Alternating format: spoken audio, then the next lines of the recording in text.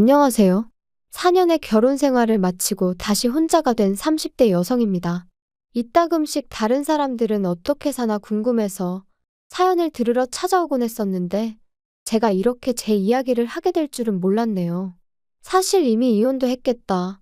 어찌 보면 다 끝난 일인데 굳이 들추는 게 의미가 있을까 하고 스스로에게 몇 번이나 물어봤어요. 그런데 솔직히 아직 분이 안 풀려서 말이죠. 전 남편이고 시댁 식구들이고 아는 사람들이 이 이야기 좀 듣고 눈치도 채고 그래서 욕 좀 해줬으면 싶기도 하고. 좀 유치한가요? 남편하고는 제 나이 31살에 소개팅으로 만났어요. 그런데 이렇게 말하면 어떻게 들릴지 모르겠지만 사실 저는 결혼에는 원래 그다지 뜻이 없었거든요. 그래서 친구가 소개팅 이야기를 꺼냈을 때도 상대 남자가 그러니까 제 전 남편이기도 하고 잠깐 다른 이야기긴 하지만 이혼을 하고 나니까 이따금씩 호칭이 참 불편해요. 전 남편 부르기도 그렇고 남편이라고 부르자니 괜히 성질나고. 그래도 일단은 남편이 간결하니까 남편이라고 부르겠습니다. 다시 본론으로 돌아가서 친구가 소개팅 할 거냐 물었을 때 제가 먼저 물었어요. 소개팅에 나올 사람이 혹시 연애 상대를 찾는 건지 아니면 결혼을 전제로 만남을 원하는 건지 말이에요. 그런데 친구가 사람 앞날을 누가 장담할 수 있냐며 연애하다 헤어질 수도 있고 결혼할 수도 있고 그거야 아무도 모르지 그러대요.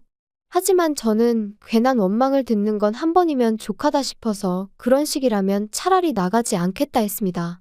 사실 저는 예전에 교제하던 남자와 헤어지는 과정에 있어서 온갖 막말을 들었던 적이 있어요. 저 때문에 자기가 시간 낭비, 돈 낭비를 했다면서 말이죠. 하지만 정말 억울했던 게 그 당시에도 저는 결혼에는 뜻이 없었고 남자도 분명히 알고 있었거든요.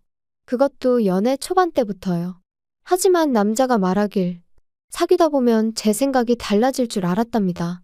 자기가 잘해주면 생각을 고쳐먹을 줄 알았다나요? 어이가 없어서. 아무튼 그때 너무 질려버려서 이후로 결혼 생각이 요만큼이라도 있는 남자하곤 아예 얽히지 말아야겠다고 다짐을 했네요. 그런데 소개팅을 주선하는 친구가 중간에서 그렇게 애매하게 나오니 당연히 나가기가 싫었죠. 하지만 친구는 이미 제 사진을 상대 남자에게 보여줬고 그쪽에서 저를 너무 만나보고 싶어 한다며 나중엔 거의 사정을 하는데 제 다짐도 다짐이지만 친구를 더는 곤란하게 만들고 싶지가 않았습니다. 그래서 그럼 그냥 밥이나 한 끼 먹고 온다 생각하고 나갔다 오겠다니까 정말 고맙다고. 그래서 마침내 남편과 만나게 되었네요. 남편은 저와 마찬가지로 회사를 다니는 평범한 직장인이었어요. 특출난 매력은 없었지만 대화를 나눠보니 사람 성격이 전반적으로 둥글둥글하고 모난 구석이 없었죠. 가끔 실없는 농담을 던지는 게 조금 거슬리긴 했지만 그것도 알고 보니 어떻게든 저랑 좀 더 같이 있으려고 나름대로 한 노력이었다는 걸 알게 되었을 땐 좀 감동이기도 했고. 하지만 몇 번 대화를 나눠보니 남편은 나이가 나이였던 만큼 역시나 결혼 상대를 찾고 있다는 걸 알게 되었고 저는 그게 아니었잖아요. 그래서 결국 그렇게 두어 달쯤 만남을 이어가다가 제가 이쯤에서 그만 만나자 했어요. 계속 만나봤자 서로한테 좋을 게 없을 것 같다고요. 그런데 남편이 저한테 도대체 왜 결혼의 뜻이 없냐는 거예요. 그래서 저도 솔직하게 털어놓았어요. 평범한 가정에서 사랑을 많이 받고 자랐지만 어째서인지 나는 좋은 부모가 될 자신은 없다. 그래서 아이 생각이 없다. 그리고 아이를 키울 것도 아닌데 굳이 결혼을 해야 하나 싶다. 뭐 대충 이렇게 얘기했던 것 같아요. 그런데 한참을 듣고 있던 남편이 자기도 솔직히 말하겠다더니 자기는 아이를 못 갖는답니다. 20대 때 사고를 당해서 아이를 가질 수 없게 되었다고요. 그러면서 그러니까 오히려 잘 되지 않았냐고. 우리 둘 다 서로만 바라보고 살면 된다 하는데. 솔직히 친정에서는 제가 하루빨리 좋은 사람을 만나 시집을 가기를 바라셨어요. 짐작컨대 저희 부모님도 일단 어떻게든 제가 시집부터 가면 가서 살다 보면 마음이 바뀌지 않겠나 싶으셨던 거겠죠.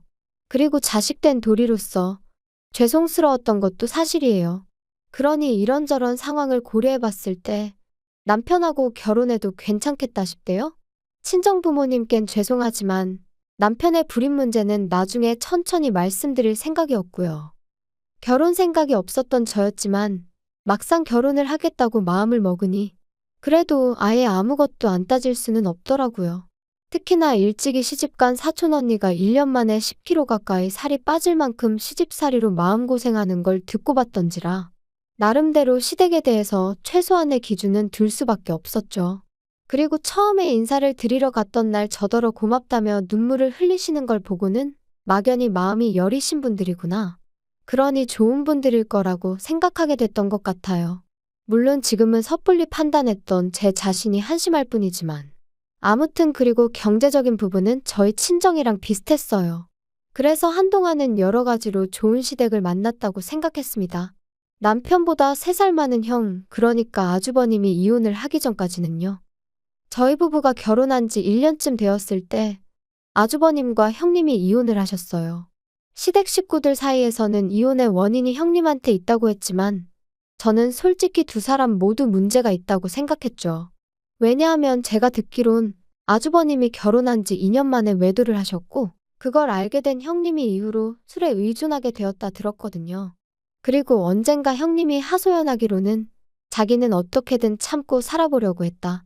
그런데 애아빠, 그러니까 아주버님이 자기를 여자로 봐주질 않더랍니다. 게다가 형님이 참고 살려는 이유는 시조카들 때문이었다는데 아주버님은 형님이 어디 가서 무슨 재주로 벌어먹고 살겠냐고, 그러니 막말로 지가 안 참으면 어쩔 거냔 식으로 걸핏하면 형님을 무시했나 봐요. 아무튼 부부 사이의 일은 결국 부부만 아는 일이라지만 결국 형님의 알코올 중독이 심해져서 아주버님이 양육권을 갖게 되고 그렇게 이혼을 하게 되었습니다. 그래도 초반에는 큰 문제는 없었어요. 아주버님이 시조카들을 데리고 시부모님과 함께 살기 시작했거든요. 그래서 평소에는 시부모님이 시조카들 양육을 도와주셨고 일 없는 주말에는 아주버님이 도맡아서 한다 들었죠. 그리고 저는 저대로 남들이 보통 조카들한테 하듯이 이따금씩 맛있는 거 사주고 어린이날이나 생일이면 선물 하나씩 사주는 정도만 했어요. 그런데 아주버님이 이혼한 지 한 2년쯤 되었을 무렵 만나는 여자분이 생기면서 그때부터 시조카들한테 좀 소홀해졌나 봐요. 그리고 그 부담이 저에게 올 줄은 꿈에도 몰랐네요. 결혼하고 제가 어머님한테 그래도 감사했던 건 그다지 먼 거리가 아니었음에도 불구하고 필요 이상으로 저를 부르신 적이 없으셨다는 거예요. 그런데 아주버님이 데이트를 시작하면서 주말에도 어머님이 시조카들을 보게 되는 상황이 잦아지셨고 어머님도 연세가 있으셨으니 시조카들, 그것도 5살, 7살 남자아이들을 혼자 보시는 게 쉽지는 않으셨을 테지요. 하지만 그래도 그렇지. 언젠가부터 하루가 멀다 하고 저를 부르기 시작하셨습니다. 퇴근했니? 뭐하니? 애들이 작은엄마 보고 싶다고 난리네. 그리고 저도 처음에는 그래. 어머님 말동무도 해드릴 겸 좀 도와드리고 오자고 좋은 마음으로 시댁에 들리곤 했었거든요. 거짓말이 아니라 평일에 한두 번, 주말에 한 번, 그렇게 한 3달 가까이를요. 그런데 저도 사람이다 보니 결국 지치더라고요. 특히나 하도 저녁만이라도 먹고 가라셔서 가면 아주버님이 귀가할 때까지 저를 못 가게 하셨는데 창살 없는 감옥이 바로 이런 건가 싶었죠. 그뿐만이 아니었습니다. 시조카들한테는 계속해서 작은엄마가 와서 너무 좋지? 작은엄마랑 같이 하니까 너무 좋지? 작은엄마랑 다음엔 어디 가자고 할까? 이게 겪어보지 않은 사람은 이해가 안 될 수도 있는데 정말이지 너무 부담스럽고 나중엔 그냥 뭐라고 표현을 할 수가 없어요. 말 그대로 정말 미치겠더라고요. 심지어 한 번은 새벽 2시인가? 큰애가 아프다면서 일을 어쩌면 좋으냐고 저한테 전화를 하셨습니다. 남편도 아니고 저한테 말이죠. 그래서 제가 아주버님은 어디 계시냐니까 아주버님은 애인이랑 캠핑 갔다고. 너무 열받아서 그 전화 그대로 남편한테 넘겼어요. 그랬더니 나중에 어머님이 말씀하시길 큰애가 그러더랍니다. 작은엄마랑 병원에 같이 가면 나을 것 같았다고요. 물론 저는 지금도 큰애가 그런 말을 했을 거라곤 믿지 않지만요. 아무튼 이러한 일들이 반복되고 저는 도무지 참을 수가 없었습니다. 그래서 남편에게 어머님한테든 아주버님한테든 확실히 이야기를 좀 해줘. 왜 자꾸 나한테 뭘 기대하시는지 모르겠네. 좀 이해 좀 해줘라. 어머니 입장에선 며느리라고 너 하나니까 그렇지. 그리고 솔직히 한 가족인데 서로 좀 도와가며 지내야지. 어떻게 딱 선을 그냐? 게다가 생각을 좀 해봐. 형이 일단 그 여자랑 빨리 결혼을 해야 너도 우리 어머니도 자유의 몸이 되는 거야. 그러려면 협조를 좀 해줘야지. 두 사람이 결혼해서 내가 자유의 몸이 되기 전에 화병으로 죽을 것 같다니까. 야, 무슨 말 같지도 않은 소리를 하냐 너는? 솔직히 어머니랑 비교하면 네가 뭘 얼마나 했다고 그러냐? 고생은 우리 어머니가 다 하고 계시지. 지금 그게 할 소리야? 너무 빡빡하게 따지지 마라 좀. 이 집안의 여자라곤 어머님하고 너하고 둘뿐인데 어쩌겠냐 그럼? 자기가 대신 사과한다. 미안하다. 너 정말 고생한다. 그런 인사까지는 기대하지도 않았어요. 하지만 적어도 남편이 그토록 뻔뻔하게 아나무인으로 나올 줄은 꿈에도 상상하지 못했죠. 그리고 덕분에 그나마 마음 한켠에 있던, 그래도 내가 작은 엄마인데 이 정도는 하는 게 맞나 하는 그 찜찜함도 전부 날아가 버리대요. 게다가 이렇게 다투고 얼마 지나지 않아 어머님 생신이셨어요. 그래서 온 가족이 모였는데 아주버님 재혼 이야기가 나왔습니다. 그런데 듣자 하니 아주버님 애인이란 사람이 시조카들 때문에 재혼하기를 망설인다는 거예요. 그쪽은 초혼이라서 부모 반대가 완강하다면서 말이에요. 그러니까 이번엔 어머님뿐만 아니라 아버님까지 저를 힐끗힐끗 바라보시면서 애들 거취 문제야 뭐 가족 간에 상의를 해서 차차 방법을 찾아보면 된다 하시는데, 아니 멀쩡히 애 아빠가 살아있는데 무슨 애들 거취 문제를 가족 간에 상의를 한다는 건지, 그리고 나는 왜 자꾸 쳐다보시는 건지 이래저래 너무 짜증이 나더라고요. 게다가 그 와중에 아주버님은 저랑 눈이 마주치니까 어이없게도 윙크를 하면서 재수씨 잘 좀 부탁해요 이러는데, 순간 욱해서 뭘 부탁하냐 했습니다. 부탁하지 마시라고, 궁금하지도 않고 알고 싶지도 않다면서요. 그리고는 도무지 끓어오르는 화를 참을 수가 없어서 뒤도 안 돌아보고 그냥 제 핸드백이랑 차키만 챙겨서 식당에서 나왔거든요. 그랬더니 남편이 쫓아나와서는 너는 좋은 날 꼭 이렇게까지 해야겠냐? 형 애인 쪽에선 당연히 꺼려지는 자리이고 어쨌든 우리가 지금 우리니까 어쩔 수 없잖아. 왜 우리가 의리야? 아주버님이나 의리지. 막말로 아주버님이 재혼을 하시던 못 하시던 나랑 무슨 상관인데 뭘 잘 부탁한다는 거야 도대체? 어머님 아버님도 그래. 왜 자꾸 나한테 눈치를 주셔? 그렇게 시조카들이 안쓰러우면 당신이 챙겨. 당신이 하면 되잖아. 작은 엄마보다는 작은 아빠가 더 가까운 거 아니야? 핏줄인데? 막말로 어머님이 시조카들 문제로 당신한테 한 번이라도 전화한 적 있으셔? 넌 뭐 그런 걸 지금 따지고 드냐? 진짜 사람 피곤하게 한다. 아무튼 우리 부모님한테 사과드리고 형한테도 미안하다고 해. 웃기고 있네. 사과를 받으면 받았지 내가 지금 하게 생겼니? 분명히 우리 두 사람 서로만 바라보고 살자 했고 그 약속 하나 믿고 한 결혼이었는데, 시간이 흐를수록 시부모님도 남편도 말도 안 되는 요구를 해대니 얼마나 스트레스를 받았는지 몰라요. 하지만 적어도 어머님 생신날 제가 보인 행동은 시댁 식구 모두에게 제 생각이 어떤지 분명히 보여주는 일이었다고 믿었습니다. 그러니 더는 시댁 식구들 중 그 누구도 저에게 시조카를 맡길 생각은 하지 못할 거라 생각했고요. 하지만 제 예상은 보기 좋게 빗나가 버렸어요. 오히려 서로 속내가 다 드러나서 그런가 아주 그냥 배째라는 식으로 나왔으니까요. 어머님 생신 이후로 한 달 정도 지났을 무렵이었습니다. 큰애에게 핸드폰이 생겼는지 언젠가부터 계속해서 큰애에게서 문자가 오더라고요. 그리고 그 내용은 대부분 작은엄마 뭐 하세요? 작은엄마 요즘 왜 안 오세요? 작은엄마 보고 싶어요. 그리고 저는 그 문자들이 전부 어머님이 시켜서 시조카가 보냈다 싶었기에 무시해버릴까 싶다가도 혹시나 일말의 가능성으로 시조카가 자진해서 보낸 거면 어쩌나 하는 생각에, 사실 이 모든 상황에서 시조카가 잘못한 건 없는데 괜히 애한테 상처를 주게 되면 안 되잖아요? 정말이지 문자 하나가 올 때마다 온종일 이런저런 생각과 고민으로 얼마나 마음이 갑갑했는지 몰라요.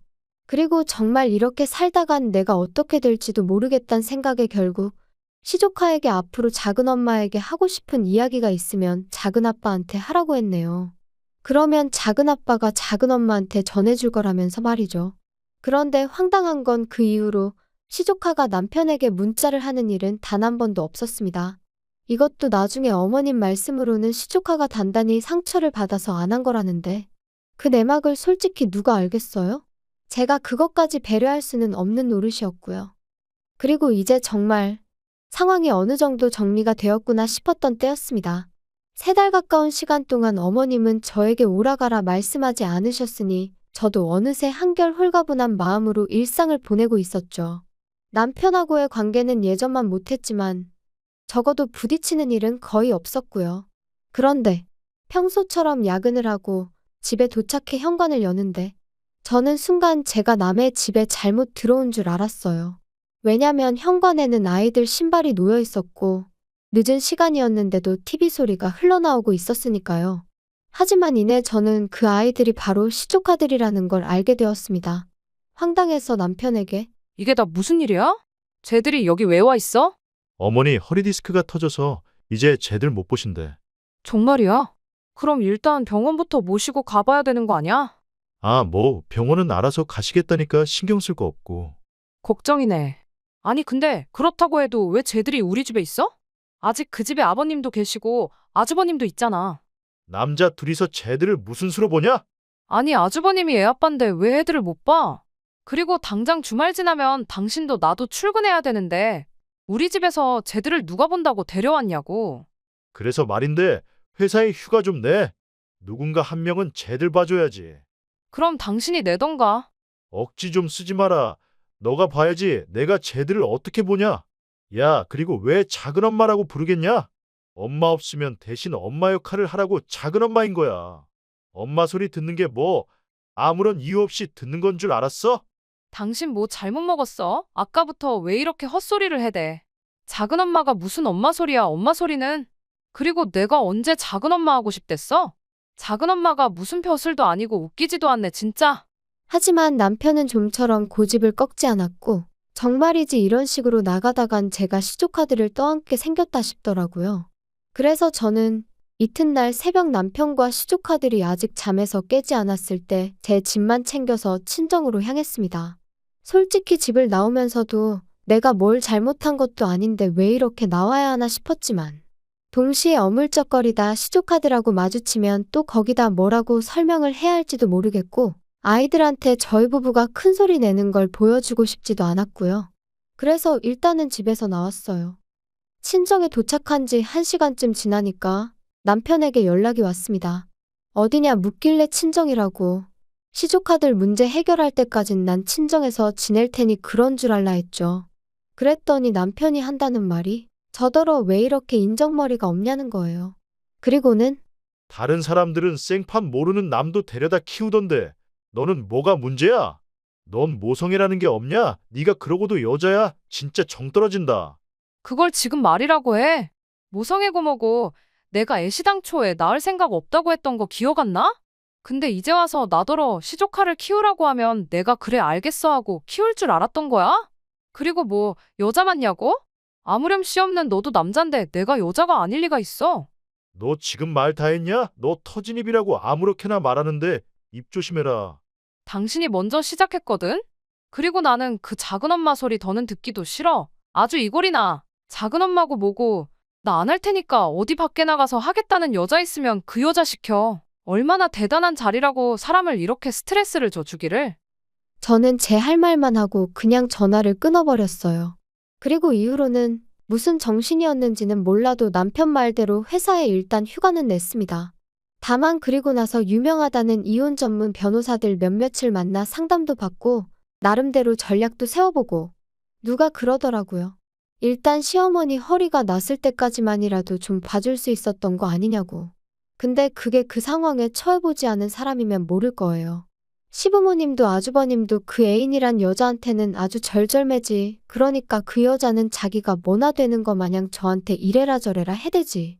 그런데 정작 애들은 그 여자는 자기들 아빠를 뺏어간 여자라고 생각해서 따를 생각이 없고 말끝마다 작은 엄마 작은 엄마. 그러니까 그 여자가 아주버님과 결혼을 한다면 영락없이 애들 엄마 노릇은 제 몫이고 그 여자는 형님 놀이나 하게 생겼더라고요. 호랩이 될 뻔한 아주버님을 살려준 구세주놀이는 덤이고요. 그리고 제가 무슨 부귀영화를 누리겠다고 그런 꼴을 보게 될 걸 뻔히 알면서 언제 그런 날이 오려나 하고 기다리고 있을 수는 없었죠. 그래서 결국 남편과 저는 이혼을 했습니다. 남편은 남편 나름대로 제가 자기를 모욕했다며 명예훼손이네 어쩌네 해댔는데 부부싸움하다가 막말 좀 한 걸로 명예훼손이 될 리가 없잖아요. 고작 그런 이유로 저를 유책 배우자로 몰아갈 수도 없었고요. 그래서 제가 서로 오만 정이 다 떨어진 마당에 뭘 질질 끄냐고 그냥 깔끔하게 협의 이혼하고 갈 길 가자 했어요. 그런데 이렇게 되니까 다른 사람도 아니고 아주버님이 저희 이혼을 말리대요? 자기가 다 잘못했다면서? 하지만 곧 죽어도 시조카드를 다시는 안 맡기겠단 소리도 안 하고 설령 그런 소리를 했다고 해도 이미 저희 부부는 깨진 그릇이나 마찬가지였으니까요. 결국 그렇게 남남이 되었습니다. 그리고 저는 이혼하고 얼마 지나지 않아 아주버님과 그 여자도 헤어졌다는 소식을 다름 아닌 어머님을 통해서 듣게 되었습니다. 이게 다 저 때문이라면서 제가 조금만 도와줬으면 될 걸 일을 다 그르쳤네 하시더니 급기야는 저를 고소하겠다고 하셨지요. 그래서 마음대로 하시라고 했는데 지금까지 별다른 소식이 들려오질 않네요. 종이 쪼가리 하나 날라온 것도 없고요. 솔직히 아주 가끔 시조카들 생각이 날 때가 있어요. 그래도 작은엄마 하면서 따르던 걸 생각하면 내가 좀 참을 걸 그랬나 싶기도 하고 아직 제가 매운맛을 덜 봐서 그런 걸까요? 그냥 왜 어른들 때문에 애들이 저렇게 힘든 시간을 겪어야 하나 싶은 게 아무쪼록 아주버님이 그놈의 사랑 타령은 잠시 접어두고 아이들을 먼저 좀 챙기셨으면 좋겠네요.